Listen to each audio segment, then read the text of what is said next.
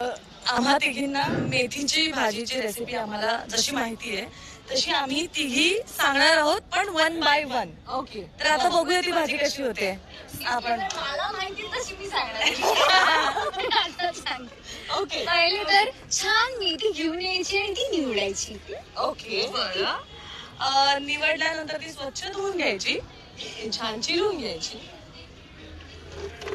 मग पातेलं घ्यायचं. कढई एक्सचेंज करते. कढई गॅसवर ठेवून त्यात तेल घालायचं. तुम्हाला जे तुम्ही घरात यूज करता ते तेल.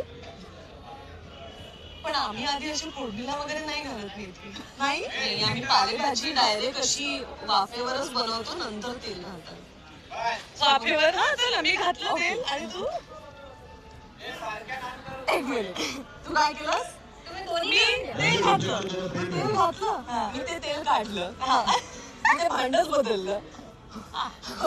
मग ऐश्वर्याने दुसरं पातेलं घेतलं. घातलं पाहिजे ग. नंतर दुसऱ्या पातेल्यात भाजी घातली. ओके. ओके. मग गॅस सुरू केला. कमी केला, गॅस कमी केला. मग ऐश्वर्याचं पातेलं मी बदललं, लसूण टेचला आणि त्या तेलात घातला. जाऊ दे, आता परत कढई एक्सचेंज नाही करत मी. लसूण. ओके. त्यात मग आता कांदा आणि मिरची. माझ्या घरी कांदा नाही घालत, मिरची घालतात. आमच्याकडे सगळ्या पालेभाज्यांमध्ये कांदा आहे. कांदा घातलाय, मिरची घातली आहे. आता ती नंतर सॉरी आता चमचा घेऊन ते फिरवायचं. मग त्यात पालेभाजी घालायची. मेथीची भाजी म्हणजे आपण जी करणार आहोत ती मेथीची भाजी घालायची. मीठ नंतर घाला, कारण भाजी आकसते, कमी होते, तर कदाचित मिठाचं प्रमाण जास्त होऊ शकतं. ओके.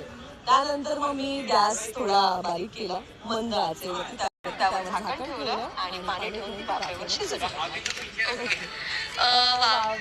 त्याच्यानंतर ताटं काढून घ्यायची का? नाही, वाढून नाही घ्यायची, ठेवायची. आणि काय करायचं? आणि ठेवायचं. आणि गॅस थोडासा परत तसं ठेवायचा.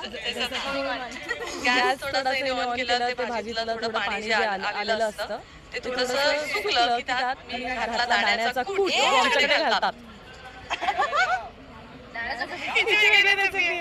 आपण एकत्र घालू शकतो. मी तो दाण्याचा कूट त्या भाजीमध्ये मिक्स न होता तो सगळा काढला आणि त्यात मी खोबरं ओलं खोबरं छान. आपण आता परत